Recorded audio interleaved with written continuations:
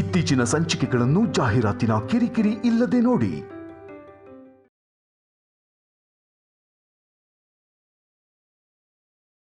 ನೀವು ನನಗೆ ಸಹಾಯ ಮಾಡಿಲ್ಲ ಅಂದ್ರೆ ನನ್ನ ಹೆಂಡತಿ ಮಗ ಅನಾಥ ಆಗ್ಬಿಡ್ತಿದ್ರು. ನನಗೆ ಪ್ಯಾರಾಲಿಸಿಸ್ ಬಂದು ಮಲ್ಕೊಂಡಿರುವಾಗ ನನ್ನ ಮಗ ಸ್ಕೂಲಿಗೆ ಹೋಗೋದು ಬಿಟ್ಟು ನನ್ನ ಹೆಂಡತಿ 4 ಮನೆ ಕೆಲಸ ಮಾಡಿಕೊಂಡು ಇರೋದು ಸರ್. ಓದಬೇಕಾಗಿರೋ ವಯಸ್ಸಲ್ಲಿ ನನ್ನ ಮಗ ನನ್ನ ಮುಂದೆ ಕೆಲಸ ಮಾಡ್ತಿರ್ಬೇಕಾದ್ರೆ ನೋಡಿ ಆ ನೋವಿಂದ ಸತ್ತೋಗ್ಬಿಡ್ತೀನಿ ಅನ್ನೋ ಭಯ ಆಗ್ತಿತ್ತು ಸರ್. ಅಂಥ ಪರಿಸ್ಥಿತಿಲಿ ನೀವು ದೇವರಾಗಿ ಬಂದು ನನಗೆ ಸಹಾಯ ಮಾಡಿದ್ರಿ ಸರ್. ನಿಮ್ಮ ಉಪಕಾರ ಯಾವತ್ತೂ ಮರೆಯಲ್ಲ ಸರ್. ಅಯ್ಯಯ್ಯೋ ಸರ್ ಇದು ತಪ್ಪು ಸರ್. ನಾನು ನಿಮಗಿಂತ ಚಿಕ್ಕವನು. ನನ್ನ ಜೀವಮಾನ ಇಡೀ ನಿಮ್ಮ ಋಣದಲ್ಲೇ ಇರ್ತೀನಿ ಸರ್. ನೀವು ಏನು ಹೇಳಿದ್ರೂ ಮಾಡ್ತೀನಿ ಸರ್. ಹೇಳಿ ಸರ್. ಮತ್ತೆ ನಿಮ್ಮ ಜಾಬಿಗೆ ನೀವು ಜಾಯ್ನ್ ಆಗಿ ನಿಮ್ಮ ಕುಟುಂಬನ ಚೆನ್ನಾಗಿ ನೋಡ್ಕೊಳ್ಳಿ. ನಿಮ್ಮ ಮಗನ ಓದಿಸಿ ಸಾಕು. ಆಯಿತು ಮೇಡಮ್. ನಮಸ್ಕಾರ ಸರ್. ನಮಸ್ಕಾರ. ಅಯ್ಯೋ ಏನಿದು? ಏನ್ ಮ್ಯಾನೇಜರ್ ಅವರೇ, ಏನ್ ಇಲ್ಲಿಗೆ ಬಂದಿದ್ದು? ನಂಗೆ ಸ್ಟ್ರೋಕ್ ಆಗಿ ಮಂಚ ಹಿಡಿದಿದ್ದೆ ಸರ್. ಜಾಬ್ ಇಲ್ಲದೆ ಸಂಬಳ ಇಲ್ಲದೆ ನನ್ನ ಫ್ಯಾಮಿಲಿ ಒದ್ದಾಡ್ತಿದ್ರೆ ಅಖಿಲ್ ಅವ್ರು ಬಂದು ಸಹಾಯ ಮಾಡಿದ್ರು ಸರ್.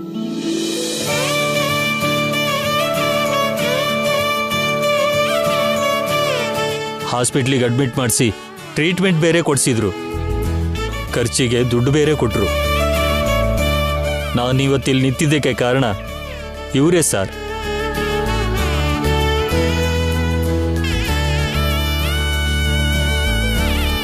ಅದಕ್ಕೆ ಅಖಿಲ್ ಅವ್ರಿಗೆ ಒಂದ್ಸರಿ ಥ್ಯಾಂಕ್ಸ್ ಹೇಳೋಕೆ ಬಂದೆ ಸರ್. ಒಳ್ಳೇದು. ಈಗೆಲ್ಲ ಓಕೆ ತಾನೆ? Okay sir. ಈಗ ನಿಮ್ ವರ್ಕ್ ಹೇಗಿದೆ? ಹೇಗೋ ಆಗ್ತಿದೆ ಸರ್. ನೀವಿದ್ದಾಗ ಎಲ್ಲ ಸರಿಯಾಗಿ ನಡೀತಿತ್ತು ಸರ್. ವರ್ಕರ್ಸ್ ಎಲ್ಲ ಏನೂ ಟೆನ್ಷನ್ ಇಲ್ಲದೆ ಕೆಲಸ ಮಾಡ್ತಿದ್ರು. ಅವರನ್ನ ಕುಟುಂಬದವ್ರ ಹಾಗೆ ನೋಡಿಕೊಂಡು ಅವರ ಕಷ್ಟ ಸುಖ ಕೇಳ್ತಿದ್ರಿ.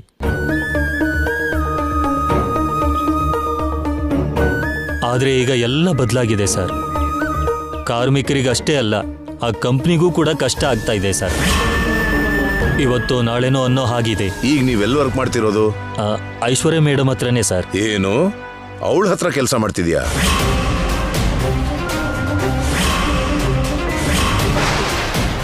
ಆ ಕೆಲಸನ ಬಿಟ್ಬಿಡು.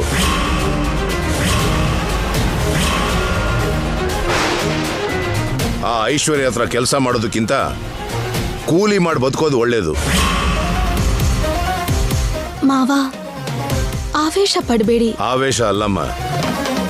ಐಶ್ವರ್ಯ ಹತ್ರ ಅಲ್ಲದೆ ಹೋದ್ರೆ ಬೇರೆ ಕಡೆ ಎಲ್ಲಾದ್ರೂ ಜಾಬ್ ಸಿಗುತ್ತೆ. ಬೇಕಾದ್ರೆ ನಾನು ಕೊಡಿಸ್ತೀನಿ. ಆರಾಮಾಗಿ ಮಾಡ್ಕೊಂಡಿರ್ಬೋದು. ಹಾಗಲ್ಲ ಮಾವ, ಅವತ್ತಿಂದ ಅದೇ ಕಂಪನಿಲಿ ಕೆಲಸ ಮಾಡ್ತಿದ್ದಾರೆ. ಅಷ್ಟು ಅನುಬಂಧ ಇರೋ ಆ ಕಂಪನಿಯಿಂದ ಬೇರೆ ಕಡೆಗೆ ಹೇಗೆ ಹೋಗ್ತಾರೆ ಹೇಳಿ?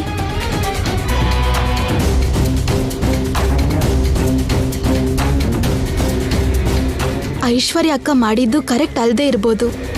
ಹಾಗಂತ ಇವ್ರ ಕಂಪನಿ ಬಿಟ್ಟು ಹೋಗೋದು ಯಾಕೆ ಮಾವ? ಹೌದು ಡ್ಯಾಡಿ. ಅಲ್ಲದೆ ಈಗ ಆ ಕಂಪ್ನಿ ಪೊಸಿಷನ್ ಕೂಡ ಚೆನ್ನಾಗಿಲ್ಲ. ಇವತ್ತಲ್ಲದೆ ಇದ್ರೂ ನಾಳೆ ಆದರೂ ಆ ಫ್ಯಾಕ್ಟ್ರಿ ನಮ್ಮದೇ ಅಲ್ವಾ? ಈ ಥರ ಟೈಮಲ್ಲಿ ಆ ಫ್ಯಾಕ್ಟ್ರಿ ದಾರಿ ತಪ್ಪದೇ ಇರಬೇಕು ಅಂದರೆ ಎಕ್ಸ್ಪೀರಿಯನ್ಸ್ ಇರೋವಂಥ ಇಂಥ ಮ್ಯಾನೇಜರ್ ತುಂಬ ಅಗತ್ಯ. ಸರಿ, ನನ್ನ ಮಗ ಸೊಸೆ ಹೇಳಿದ್ದು ಕರೆಕ್ಟ್ ಅನಿಸ್ತಿದೆ. ಹೋಗು, ಹುಷಾರಾಗಿ ಮಾಡ್ಕೋ. ಬರ್ತೀನಿ ಸರ್.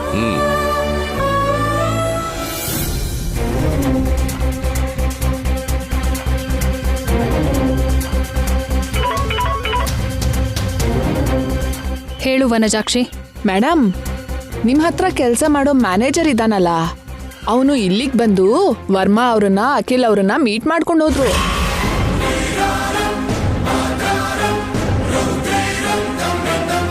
ಏನ್ ಮಾತಾಡ್ಕೊಂಡ್ರು? ಅದೆಲ್ಲ ನನಗೆ ಸರಿಯಾಗಿ ಕೇಳಿಸ್ಲಿಲ್ಲ ಮೇಡಮ್. ಆದ್ರೆ ಆ ಅಖಿಲ್ ಶ್ಯಾಮ ನಿಮ್ ಮ್ಯಾನೇಜರ್ಗೆ ಏನೋ ಒಂದು ಹೇಳ್ಕೊಡ್ತಿರೋ ಹಾಗೆ ಅನಿಸ್ತು. ಯಾವುದಕ್ಕೂ ಒಳ್ಳೇದು. ಮ್ಯಾನೇಜರ್ ಜೊತೆಗೆ ಸ್ವಲ್ಪ ಹುಷಾರಾಗಿರಿ ಮೇಡಮ್. ಇಡ್ತೀನಿ ಮೇಡಮ್, ಬಡ್ಡಿ ಕಲೆಕ್ಷನ್ಗೆ ಹೋಗ್ಬೇಕು. ಓಕೆ.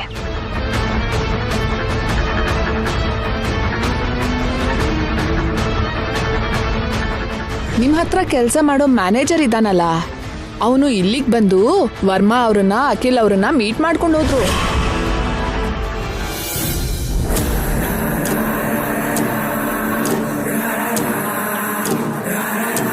ನನ್ನ ಹತ್ರ ಕೆಲಸ ಮಾಡೋ ಮ್ಯಾನೇಜರ್ ಅಖಿಲ್ ಅವ್ರ ಹತ್ರ ಯಾಕೆ ಹೋಗಿರ್ತಾನೆ?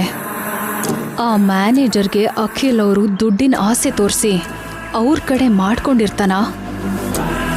ನಾನು ವನಜಾಕ್ಷಿ ಹತ್ರ ಅಲ್ಲಿ ವಿಷಯ ತಿಳ್ಕೊಂಡು ಅವ್ರಿಗೆ ತೊಂದರೆ ಕೊಟ್ಟ ಹಾಗೆ ಅವರು ಕೂಡ ಆ ಮ್ಯಾನೇಜರಿಂದ ಇಲ್ಲಿ ಬಿಸ್ನೆಸ್ ವಿಷಯ ತಿಳ್ಕೊಂಡು ನನಗೆ ತೊಂದರೆ ಕೊಡೋದಕ್ಕ?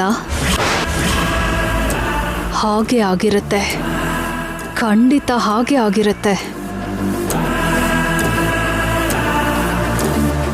Good morning madam.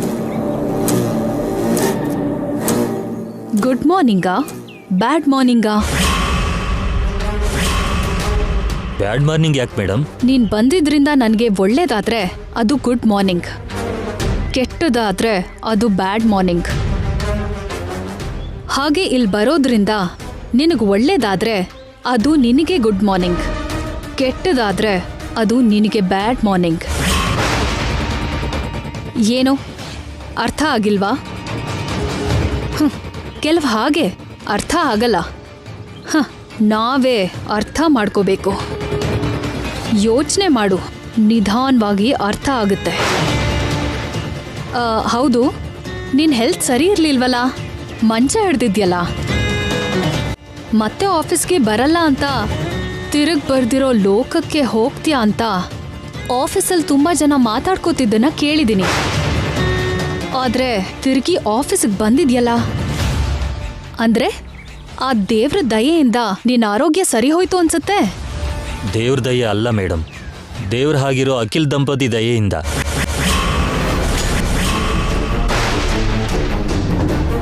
Akhil sir ಮತ್ತು ಶ್ಯಾಮಾ ಮೇಡಮ್ ನನ್ನ ಪರಿಸ್ಥಿತಿ ತಿಳ್ಕೊಂಡು ನಮ್ಮ ಮನೆಗೆ ಬಂದು ನನ್ನ ನೋಡಿ ಆಸ್ಪತ್ರೆಗೆ ಸೇರಿಸಿ ತುಂಬ ದುಡ್ಡು ಖರ್ಚು ಮಾಡಿ ನನಗೆ ಟ್ರೀಟ್ಮೆಂಟ್ ಮಾಡಿಸಿದ್ರು. ನಾನಿವತ್ತು ಹೀಗೆ ನಡೀತಿದ್ದೀನಿ ಅಂದರೆ ಅದಕ್ಕೆ ಕಾರಣ ಖಂಡಿತ ಅವ್ರ ದಯೆ ಮೇಡಮ್. ಅವ್ರು ನಿನ್ನ ಮೇಲೆ ಅಷ್ಟು ದಯೆ ತೋರ್ಸಿದ್ಮೇಲೆ ಹೋಗಿ ಅವ್ರ ಹತ್ರನೇ ಕೆಲಸ ಮಾಡಿಕೊಂಡು ಅವ್ರ ಋಣನ ತೀರ್ಸೋದಲ್ವಾ? ನನ್ನ ಹತ್ರ ಯಾಕೆ ಬಂದೆ ಅಂದರೆ ಮೇಡಮ್ ಅದು ಬೇಡ, ನೀನು ಹೇಳಬೇಡ, ನಾನೇ ಹೇಳ್ತೀನಿ.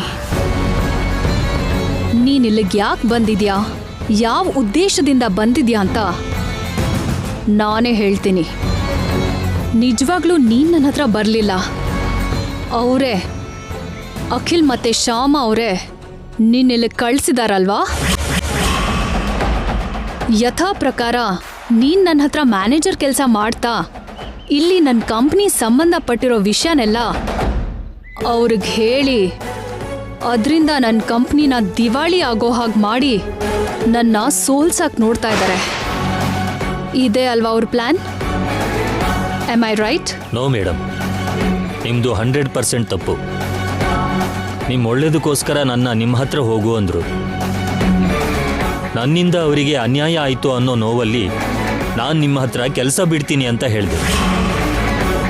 ಆದರೆ ನಾನಿಲ್ಲೇ ಕೆಲಸ ಮಾಡು ಅಂತ ಅವರಿಬ್ಬರು ಹೇಳಿದ್ರು ಮೇಡಮ್. ನಿಮ್ಮಂಥ ಮ್ಯಾನೇಜರ್ ನನ್ನ ಐಶ್ವರ್ಯ ಅಕ್ಕನ ಪಕ್ಕ ಇರೋದು ನನ್ನ ಅಕ್ಕಂಗೆ ತುಂಬ ಅಗತ್ಯ, ನೀವಲ್ಲೇ ಕೆಲಸ ಮಾಡು ಅಂತ ಶ್ಯಾಮಾ ಮೇಡಮ್ ಹೇಳಿದರು. ನಮ್ಮ ಐಶ್ವರ್ಯ ಅಕ್ಕ ಏನು ಮಾಡಿದ್ರು ಎಷ್ಟೇ ಮಾಡಿದ್ರು ಕೊನೆಗೆ ನಾವೆಲ್ಲ ಒಂದೇ ಕುಟುಂಬ, ನಾವೆಲ್ಲ ಒಂದಾಗ್ತೀವಿ ಅಂತ ಅಷ್ಟು ನಂಬಿಕೆಯಿಂದ ಹೇಳಿದರು ಶ್ಯಾಮಾ ಮೇಡಮ್.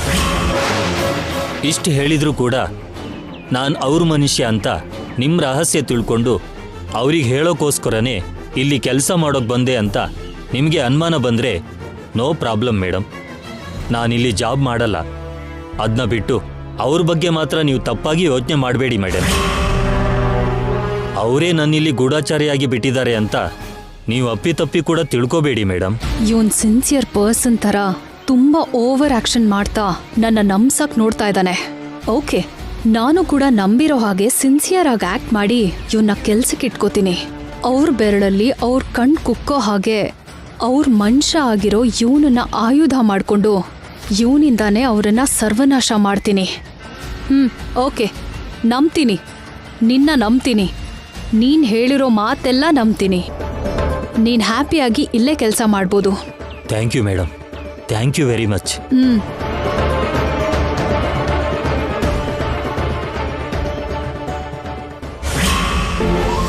ಏನಾದ್ರೆ ಕಾಫಿ? ಹಾ, ಒಂದ್ ನಿಮಿಷ ಶ್ಯಾಮ.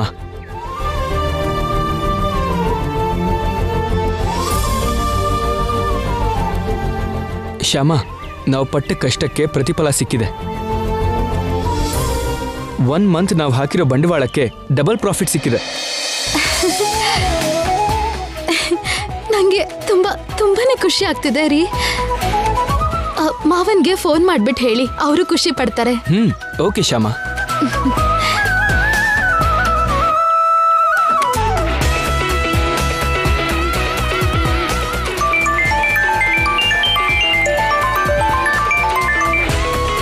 ಹಲೋ ಡ್ಯಾಡಿ, ನಿಮ್ಗೊಂದು ಗುಡ್ ನ್ಯೂಸ್. ಏನು ಅಖಿಲ್? ನಮ್ಮ ಟ್ರಿಪಲ್ ಎ ಮಸಾಲಾ ಕಂಪನಿಗೆ ಎ ಕ್ಲಾಸಲ್ಲಿ ಲಾಭ ಆಗಿದೆ.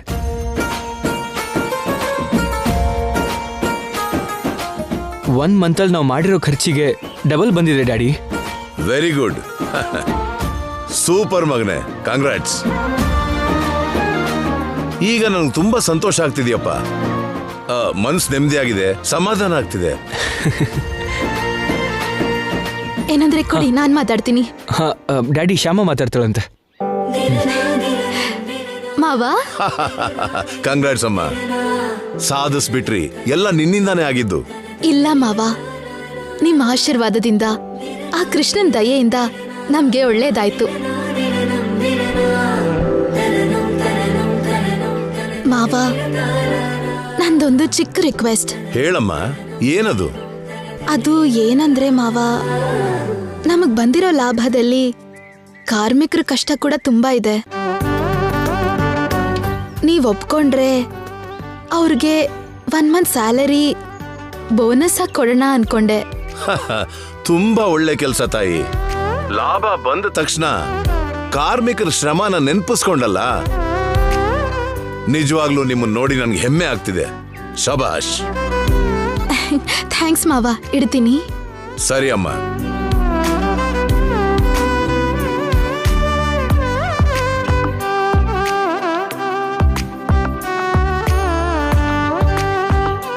ಏನಾಯ್ತು ರೀ?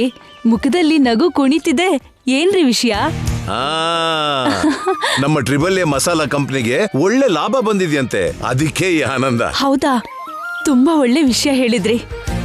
ಅಖಿಲ್ ಶ್ಯಾಮ ಪಟ್ಟ ಕಷ್ಟಕ್ಕೆ ಒಳ್ಳೆ ಫಲ ಸಿಕ್ತು ನೋಡಿ. ಅವ್ರನ್ನ ಯಾರು ಅನ್ಕೊಂಡೆ? ಆನಂದ ಗಜಪತಿ ವರ್ಮಾ ಮಗ ಸೊಸೆ. ಸಾಕ್ ನಿಲ್ಸ್ರಿ ಹೊಗಳೋದನ್ನ, ಮಕ್ಕಳಿಗೆ ದೃಷ್ಟಿ ಆಗತ್ತೆ. ಮೊದ್ಲು ಕಾಫಿ ಕುಡೀರಿ.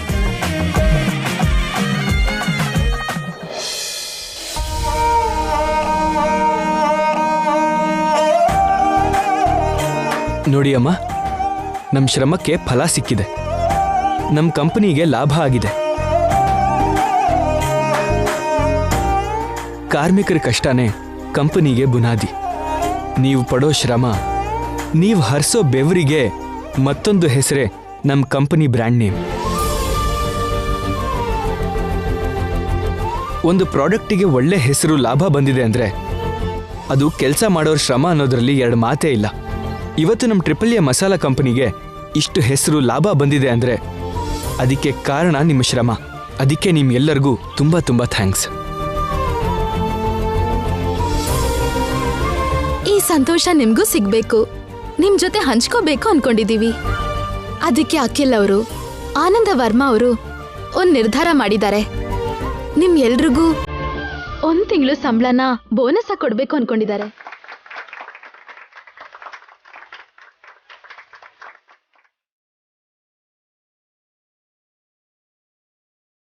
ಸರ್, ನೀವು ನಮ್ ಕಷ್ಟನ ನೋಡಿ ನಮಗ್ ಬೋನಸ್ ಕೊಡ್ತಾ ಇರೋದಕ್ಕೆ ನಾವು ಹೆಚ್ಚಾಗಿ ಕೆಲಸ ಮಾಡಿ ಹೆಚ್ಚಿಗೆ ಲಾಭ ಬರೋ ಹಾಗೆ ಮಾಡ್ತೀವಿ. ಹೌದು ಸರ್, ನಾವು ಇನ್ನೂ ಹೆಚ್ಚು ಕಷ್ಟಪಡ್ತೀವಿ.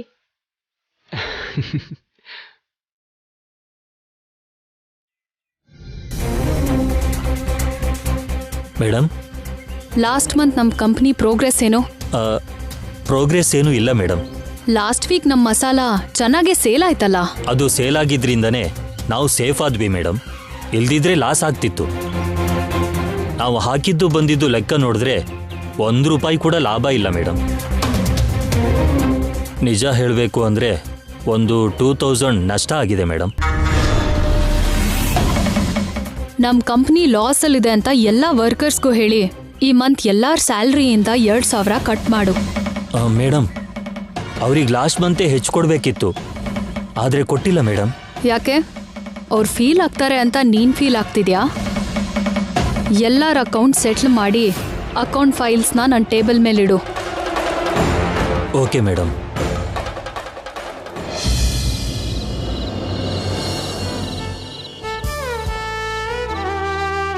I am very very happy Akhil. AAA masala company start ಮಾಡಿದ ಇಷ್ಟು ಕಡಿಮೆ ಸಮಯದಲ್ಲಿ ಇಷ್ಟು ಲಾಭ ಬಂದಿದೆ ಅಂದ್ರೆ ಐ ಆಮ್ ವೆರಿ ವೆರಿ ಹ್ಯಾಪಿ. ಇದಕ್ಕೆಲ್ಲ ಕಾರಣ ನಮ್ಮ ಅಖಿಲು ಶ್ಯಾಮನೇ ಡ್ಯಾಡಿ. ಹಾಗೇನೂ ಇಲ್ಲ ಅಣ್ಣ, ಇದೆಲ್ಲ ನಮ್ಮ ಟೀಮ್ ವರ್ಕ್.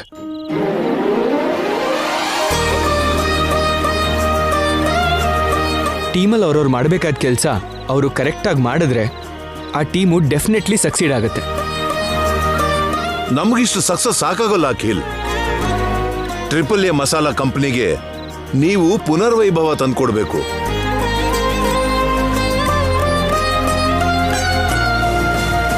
ಇನ್ನೂ ಕಷ್ಟಪಟ್ಟು ಇದನ್ನ ಇನ್ನೂ ಸಕ್ಸಸ್ ಮಾಡಬೇಕು. ಎಷ್ಟೋ ಬ್ರಾಂಚ್ಗಳನ್ನ ಓಪನ್ ಮಾಡಿ ಎಷ್ಟೋ ಜನಕ್ಕೆ ಜೀವನಾಧಾರ ಮಾಡಿಕೊಡ್ಬೇಕು. ಅಲ್ಲಿವರೆಗೂ ನಮ್ಮ ತಾತ ಮುತ್ತಾತದ ಆಸೆಗಳು ನೆರವೇರಲ್ಲ, ನನ್ನ ಆಸೆನೂ ತೀರಲ್ಲ. ಮಾಡ್ತೀವಿ ಡ್ಯಾಡಿ, ಡೆಫಿನೆಟ್ ಆಗಿ ನೀವು ಅಂದ್ಕೊಂಡು ಹಾಗೆ ಆಗುತ್ತೆ. ಇಲ್ಲಿವರೆಗೂ ನಾನು ಶ್ಯಾಮ ಇಬ್ಬರೇ ಎಲ್ಲ ಜವಾಬ್ದಾರಿನೂ ತಗೊಂಡಿದ್ವಿ. ಇವಾಗ ಅಣ್ಣ ಕೂಡ ನಮಗೆ ಸಪೋರ್ಟ್ ಆಗಿದ್ದಾನಲ್ವಾ, ಡೆಫಿನೆಟ್ ಆಗಿ ನಾವು ಎಲ್ಲ ಸಾಧಿಸ್ತೀವಿ. ಕರೆಕ್ಟ್ ಅಖಿಲ್. ಇವತ್ತಿಂದ ನಾವೆಲ್ಲರೂ ಸೇರಿ ಡ್ಯಾಡಿ ಆಸೆನ ತೀರ್ಸೋಣ.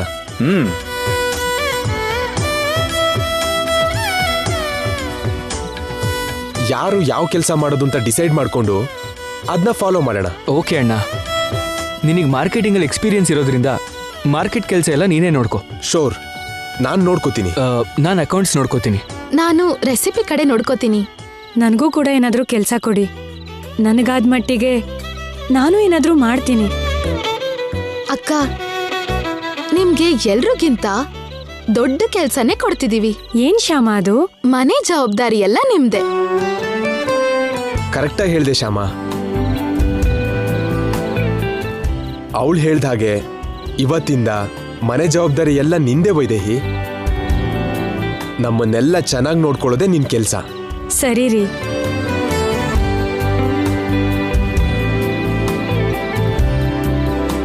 ಹಾ, ಮೊದಲು ನೀವು ಮಾಡಬೇಕಾಗಿರೋ ಕೆಲಸ AAA ಮಸಾಲಾ ಕಂಪನಿ ಮತ್ತೆ ಮಾರ್ಕೆಟ್ ಒಳಗೆ ಬಂದಿದೆ ಅಂತ ಎಲ್ರಿಗೂ ಗೊತ್ತಾಗೋ ಹಾಗೆ ಮಾಡಬೇಕು.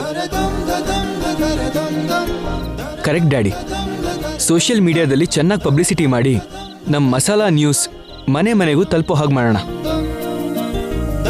ಸೋಷಿಯಲ್ ಮೀಡಿಯಾಲಿ ಪಬ್ಲಿಸಿಟಿ ಅಂದ್ರೆ ಆಡ್ ಅಷ್ಟೇ ಅಲ್ಲದೆ ಅಡುಗೆ ಪ್ರೋಗ್ರಾಮ್ ಅಂತದೇನಾದ್ರೂ ಮಾಡಿದ್ರೆ ಚೆನ್ನಾಗಿರತ್ತೇನೋ ಅಂತ ನನ್ನ ಐಡಿಯಾ. ಅಡುಗೆ ಪ್ರೋಗ್ರಾಮ? ಹೌದು ಮಾವ. ಕೆಲವು ಫ್ಯಾಮಿಲಿ ಸೆಲೆಕ್ಟ್ ಮಾಡಿ ಅವ್ರ ಹತ್ರ ನಮ್ಮ ರೆಸಿಪೀಸಿಂದ ಅಡುಗೆ ಮಾಡಿಸಿ ಅವ್ರ ರಿಪೋರ್ಟ್ಸ್ ಏನು ಅಂತ ರೆಕಾರ್ಡ್ ಮಾಡಿ ಅದನ್ನ ಸೋಷಿಯಲ್ ಮೀಡಿಯಾದಲ್ಲಿ ಅಪ್ಲೋಡ್ ಮಾಡೋಣ.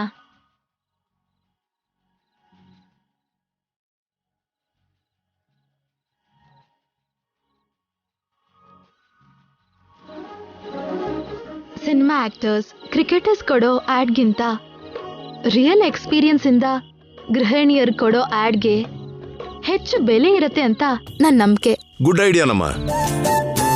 ಆ ರೀತಿ ಅಡುಗೆ ಪ್ರೋಗ್ರಾಮ್ ಏರ್ಪಾಟ್ ಮಾಡಿ ಅದನ್ನೆಲ್ಲ ವಿಡಿಯೋ ತೆಗೆದು ಸೋಷಿಯಲ್ ಮೀಡಿಯಾಲಿ ಅಪ್ಲೋಡ್ ಮಾಡಿ.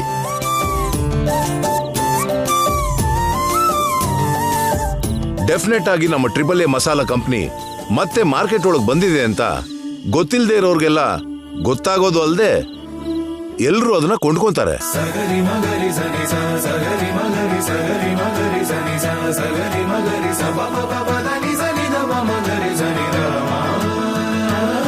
ಮತ್ತೆ ಆದಷ್ಟು ಬೇಗ AAA masala company number 1 masala company ಆಗೇ ಆಗುತ್ತೆ. ಹೌದು ಡ್ಯಾಡಿ, ನೀವು ಹೇಳಿದ್ದು 100% ಕರೆಕ್ಟ್. ಬೇಗ ಅಡುಗೆ ಪ್ರೋಗ್ರಾಮ್ ಅರೇಂಜ್ ಮಾಡೋಣ. ಓಕೆ.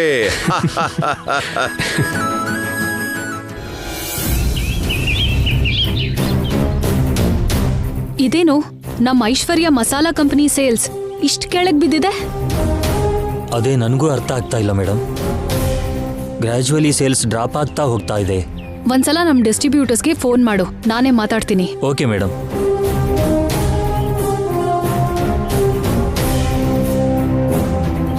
ಹಲೋ.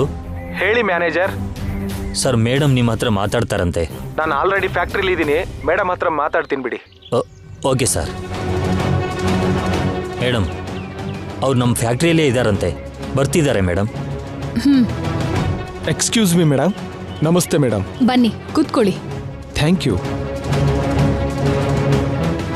ಏನ್ ರಾಮಾರಾವ್ ಇದು? ನಮ್ ಸೇಲ್ಸ್ ಯಾಕೆ ಹೀಗೆ ಬೀಳ್ತಿದೆ? ಏನು ಹೇಳು ಅಂತೀರಿ ಮೇಡಮ್?